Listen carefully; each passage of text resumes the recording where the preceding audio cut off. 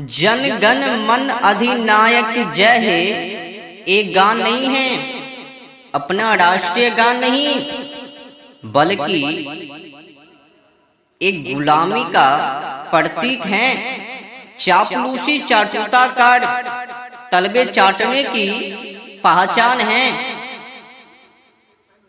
रविंद्रनाथ टैगोर ने जॉर्ज पंचम और उनकी पत्नी क्वीन मेरी के सम्मान में लिखा गाया। गुलामी का प्रतीक है।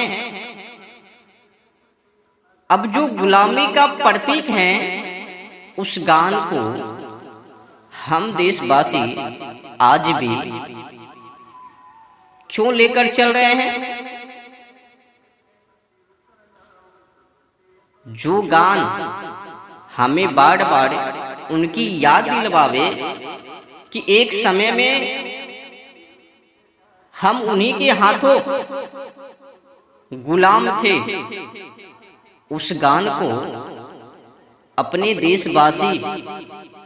देशवासी के बुजुर्ग क्यों गा रहे हैं? खुद गा रहे हैं और अपने बाल बच्चों के मुख से भी गवा रहे हैं। शर्म नहीं है? जो अंग्रेज अपने देश को 200 से 250 वर्ष तक गुलाम कर रखा, मैं उनकी गीत गाऊं, उनको खुश करूं? रविंद्रनाथ टैगोर ने जो सर्वनाक काम किया, काला कृत किया, आज क्या आने वाले समय तक पीढ़ी दर पीढ़ी वो भी उनको माफ नहीं करेगा। पर आज जो जाने माने मेहमान हैं वो तो छोड़ दो ना, गुलामी का प्रतीक को गाना। जो भी हो, रविंद्रनाथ टैगोर ने जो काम किया, दुस्साहस किया, वो निंदनीय है। अब राष्ट्रीय गान का अर्थ मतलब समझ लेते हैं कि आखिर जॉर्ज पंचम और उनकी पत्नी क्वीन मेरी के सम्मान में क्या लिखा, क्या गीत गाई। तो आगे बढ़ते हैं, पहली पंक्ति का शुरुआत करते हैं।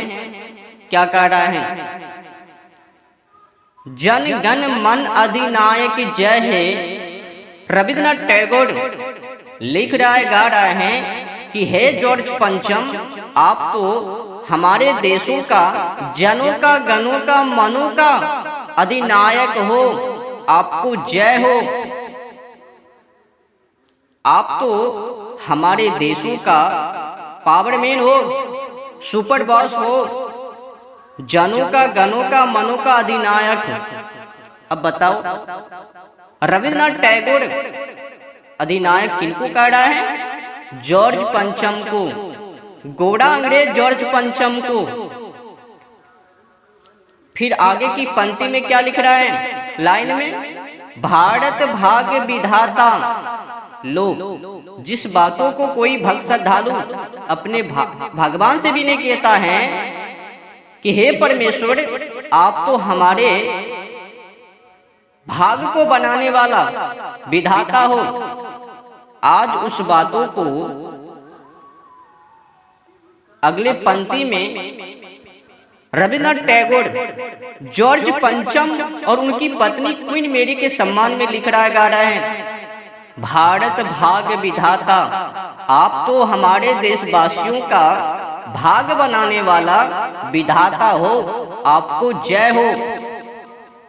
अब देखिए आगे की पंक्ति में क्या लिख रहा है? पंजाब, सिंध, गुजरात, मराठा, द्राविड़, उत्कल, बंग, विंध्य, हिमाचल, यमुना, गंगा, उच्छल जलधि तरंग, तब सुमना में जागे। कह रहा है कि हे जॉर्ज पंचम, पंजाब, सिंध, गुजरात, मराठा, हिमाचल, यमुना, गंगा, यहाँ का जो निवासी हैं वो शीश नवाकर आपसे आशीष मांग रहा है, तब शुभ आशीष मांगे। शीश नवाकर आपसे आशीष मांग रहा है, गाहे तब जय गाथा, गीत गा रहा है। शीश नवाकर ये जो क्षेत्र है पंजाब, सिंध, गुजरात, मराठा, हिमाचल, यमुना, गंगा, इस क्षेत्र में जो रह रहे देश निवासी हैं वो शीश नवाकर आपसे आशीष मांग रहा है, आपको सुख मंगल में हो।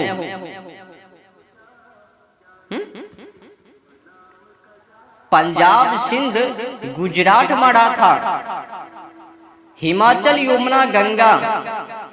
अब जिस क्षेत्र को गोरा अंग्रेजों ने अपने हाथों में थाम रखा, गुलाम बना रखा, अब बताओ ये चुतिया बना रहा है या नहीं बना रहा है, उसका रहा है या नहीं। अब जो अंग्रेज अपने देश को 200-250 वर्षों तक गुलाम बना रखा, मैं उस गुलामी का प्रतीक गीत को कैसे गाऊं। अगर वही पर अपने देश के सम्मान में लिखा गाया गया गान होता तो फिर गा लेता, पर गोरा अंग्रेज जॉर्ज पंचम और उनकी पत्नी क्वीन मेरी के सम्मान में है, ये तो गुलामी का प्रतीक है। तो फिर उस गुलामी का प्रतीक को मैं अपने देश का राष्ट्रीय गान क्यों बन? नहीं, ये राष्ट्रीय गान नहीं है, चापलूसी गान है, चटुताकार गान है। ये गान बल्कि पाकिस्तान के लिए होवे, हिंदुस्तान के लिए नहीं। अब जो गुलामी का प्रतीक है, अपने देश संपूर्ण रूप से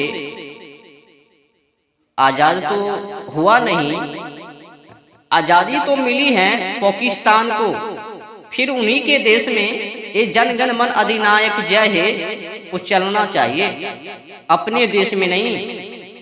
अपने देश तो आज भी उसी गोरा के अधीन है, गोरा अंग्रेज के अधीन है। आजादी तो मिली नहीं तो फिर मैं आजादी का जश्न क्यों मनाऊं? आजादी तो मिली है पाकिस्तान को, तो उनके देश में ये जनगण मन अधिनायक जय है ये राष्ट्रीय गान हो गए, अपने देश में नहीं। जब अपने देश संपूर्ण रूप से स्वदेशी हो जावे, आजाद हो जावे, आजादी ले लेवे, तब किसी महान व्यक्ति के सम्मान में गा ले, पर आज नहीं। आज तो जड़ से ही ये गान को खत्म ही कर देना चाहिए। और हाँ, अपने देश के सम्मान में है तो नहीं, है तो गोरा अंग्रेज जॉर्ज पंचम और उनकी पत्नी क्वीन मेरी के सम्मान में। अगर अपने देश के